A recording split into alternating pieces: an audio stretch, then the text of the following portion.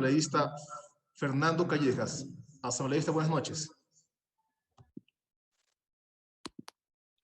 Buenas noches, señor presidente. Quisiera que me diga si me escuchan, por favor. Le escuchamos, asambleísta. Muchas gracias, señor presidente. Un saludo cordial a usted, a todos los asambleístas que están en esta sesión y a todos los que están siguiendo esta importante sesión. He de iniciar mi intervención diciendo que suscribo lo que señaló el asambleísta Esteban Albornoz respecto a unos datos falsos que se dan acá, respecto a una supuesta remisión de deudas por 4.500 millones de dólares a grandes deudores en el país. Y también esa falacia de que se había con la ley humanitaria permitido el despido de un gran número de trabajadores del sector privado y el sector público. Y el asambleísta Esteban Albornoz, de una manera muy tinosa, dijo que tal vez se han equivocado o que no han leído bien la ley. Yo voy a decir de una manera más frontal las cosas. A los discípulos de Andrés no mientan otra vez. Luego he de señalar que en las intervenciones de los asambleístas revolucionarios y algunos aliados de último momento, y les llamo revolucionarios no por ofenderlos, porque ellos mismos se dicen revolucionarios. En sus intervenciones hay un hilo conductor y un denominador común. Ese hilo conductor y denominador común, porque son además discursos leídos, no hacen pues un discurso de ese momento, improvisado, diciendo lo que sienten, no, son discursos preparados seguramente por un grupo de asesores, esos asesores odiadores del sector privado, esos asesores que les dicen, que les hacen decir plutocracia, chulqueros internacionales, chulqueros nacionales, banqueros corruptos, compañeros y compañeras, y ya se añadió una frase más, camaradas. Esos asesores que quisieran llevarnos a regímenes totalitarios donde no se respeta la libertad individual, donde se persigue y donde se conculcan las libertades individuales, y ejemplos tenemos muchos, pues quisieran destruir nuestra institucionalidad para llevarnos a esos regímenes, hay que decirlos, no les vamos a permitir. ¿Y cómo será ese odio al sector privado y a todos los que piensan diferentes, que inclusive un asambleísta aquí se permite decir que si alguien vota a favor de esta ley, tendremos que ser señalados como traidores a la patria? Miren, distinguidos asambleístas revolucionarios, el odio ya quedó atrás. El odio ya pasó de moda, como dijo su señor candidato revolucionario que perdió las elecciones. El odio estuvo vigente en esos 10 años de persecución permanente a todo el que pensaba diferente. Aquí estamos en un recinto democrático y se tiene que respetar el pensamiento ajeno. Así que ningún traidor a la patria, porque vamos a defender la dolarización y vamos a poner orden en las finanzas públicas. Y aquí se viene y se dice y se han convertido en último momento en defensores de la dolarización. Miren ustedes, aquellos que decían que el error más grande que se pudo haber cometido en la economía del país fue entrar en la dolarización, ahora defienden la dolarización. El candidato revolucionario que nos decía que hay que salir amigablemente de la dolarización, ¿qué sería lo que él pretendía hacer? Ahora defienden la dolarización. No, señores, ustedes han sido enemigos de la dolarización y ¿saben por qué? Porque la dolarización de alguna manera puso algo de orden en la economía nacional. Y ustedes lo que quieren es seguir manejando la economía del país con la punta del zapato y gastar lo que no se tiene y meterle la mano a los dineros ajenos y dilapidar los recursos y meter los dineros en obras faraónicas con gran nivel de corrupción. Eso no puede continuar, señores revolucionarios. Y por eso esta ley es importante que se debata aquí y esta ley es necesaria. Como lo dije en mi primera intervención, necesaria para poner orden en nuestras finanzas, para evitar que el Banco Central se constituya en caja chica de cualquier gobierno irresponsable, demagogo, populista, que cree que puede meter la mano en dineros ajenos y gastar todo lo que puede en obras que no son necesarias, en dispendio y en corrupción. Porque me remito a los hechos, pues. Del año 14 al 17, del 2014 al 2017, se retiraron de las reservas del Banco Central 7,000 millones de dólares. ¿Y con qué se pagó? Pues con papeles y con acciones de la banca pública que no cuestan nada el rato que tengamos una emergencia en el país.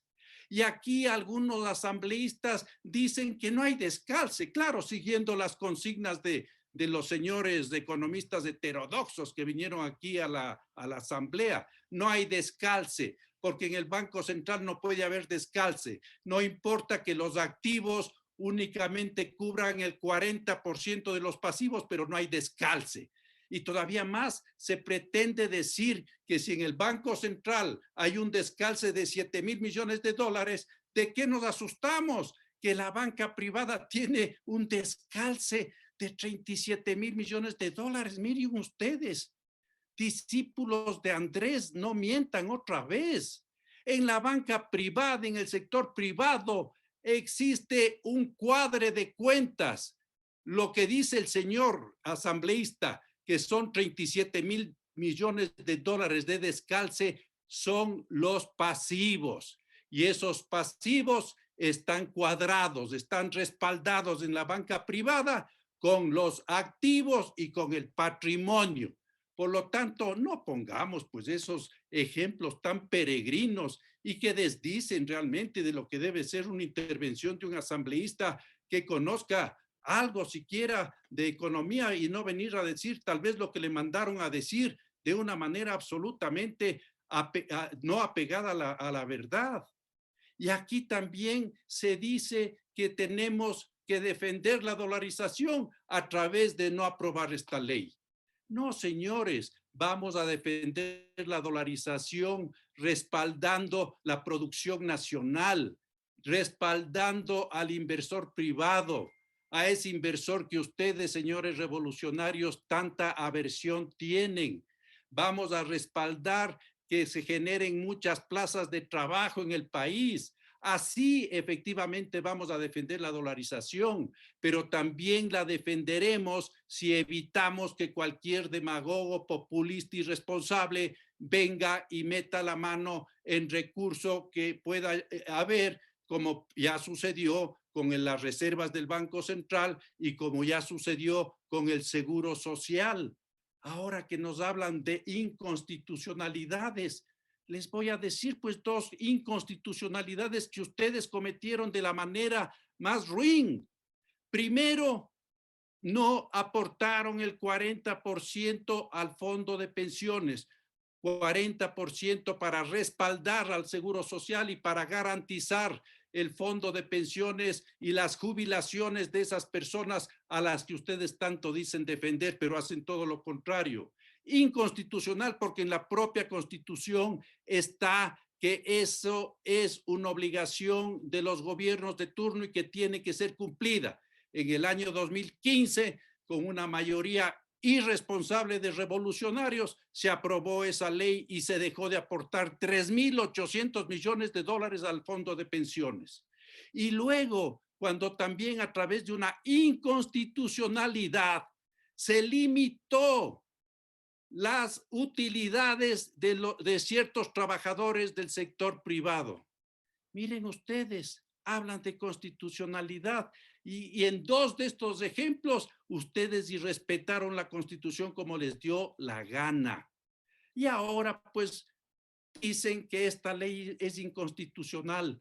Yo no soy abogado, no soy constitucionalista, pero ya ciertos asambleístas que me precedieron en el uso de la palabra han sido muy claros en el sentido de que esta ley de ninguna manera es inconstitucional y de ninguna manera se está restando esa facultad del Ejecutivo de dirigir la política monetaria y financiera del país. No se lo está limitando ni quitando.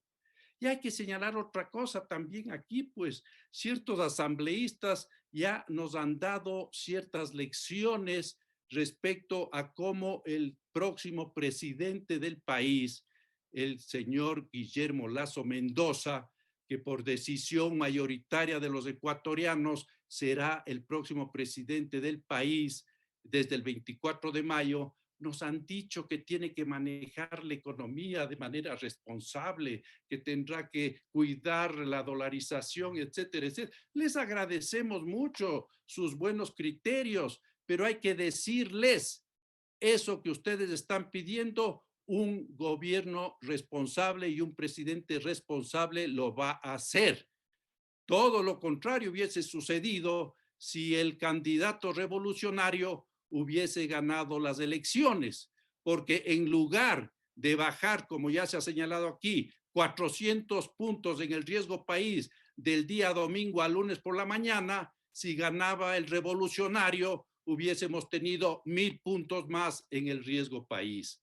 Así que, señores asambleístas, y una cosa más que me estaba olvidando porque yo no leo pues lo que me mandan a decir los economistas heterodoxos. A mí, este momento, me acuerdo de ciertas cosas e intervengo, como debería ser. Se ha dicho aquí que se quiere matar la economía popular y solidaria porque se está poniendo ciertos requisitos mínimos a las cooperativas. Yo les digo pues a los señores asambleístas que esto han expresado, si conocen de todas las quiebras a lo largo y ancho del país de aquellas cooperativas que no tienen un buen manejo, un manejo adecuado y perjudican precisamente a personas pobres que ustedes dicen quieren defender.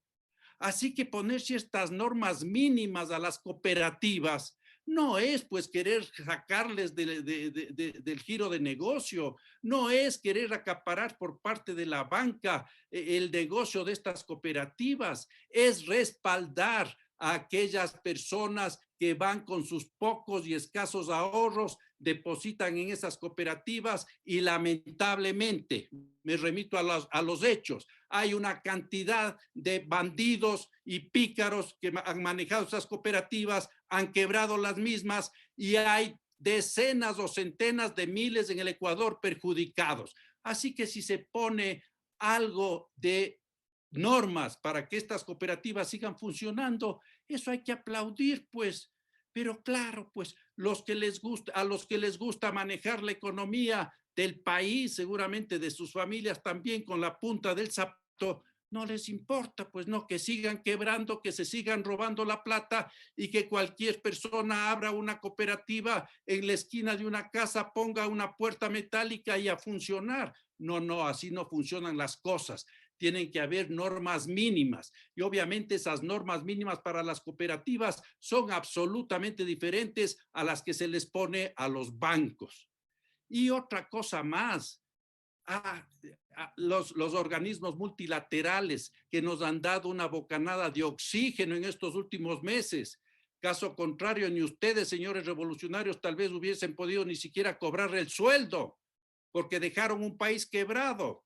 Chulqueros internacionales. Nos prestan a 30 años plazo con 5 años de gracia con tasas del 3%, chulqueros internacionales. Pero los bancos chinos, a través de estas negociaciones corrompidas que ahora se está conociendo a través de la intervención de la justicia norteamericana, con coimas de 40, de 50 millones de dólares. Y yo me pregunto, si pueden haber entregado 40, 50 millones de dólares en coimas, ¿cuánto habrán perjudicado al país? Centenas, si no miles de millones de dólares. Pues, señores, ustedes entregaron y nos entregaron el petróleo nuestro hasta el año 2025. Se hipotecaron 1.200 millones de barriles, escúcheseme bien, porque esto parece mentira, 1.200 millones de barriles por 15.000 millones de dólares en crédito. Y se entregaba nuestro petróleo a intermediarias con precios que ellos ponían y con precios y fletes de transporte absolutamente irreales. Eso es lo que ustedes hicieron y nos entregaron préstamos a 5 años plazo y con 8% de interés. Eso no molestaba a ustedes, eso estaba bien porque era seguramente de sus amigos chinos. No, no, no, señores, aquí hay que decir las verdades y seguramente ustedes dirán que yo soy un odiador porque les digo las verdades. No, señor, yo lo único que hago es remitirme a hechos que aquí sucedieron. Y para terminar, algún asambleísta nos habló de información privilegiada, que estos señores miembros de las juntas monetaria y financiera tendrían información privilegiada y con esto perjudicarían al Estado ecuatoriano. Cada ladrón juzga por su condición.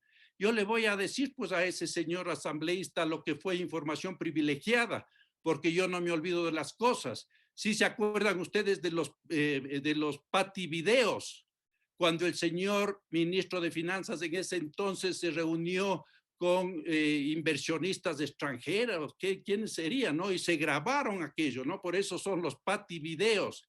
Y se dijo que no se iba a pagar la deuda externa en bonos. Y el valor de los bonos cayeron a la mitad o menos. A la semana pagaron los bonos y los bonos subieron de valor. Pero en ese interín estos sinvergüenzas ya habían comprado una gran cantidad de bonos y se ganaron centenas de millones de dólares. Esa fue información privilegiada.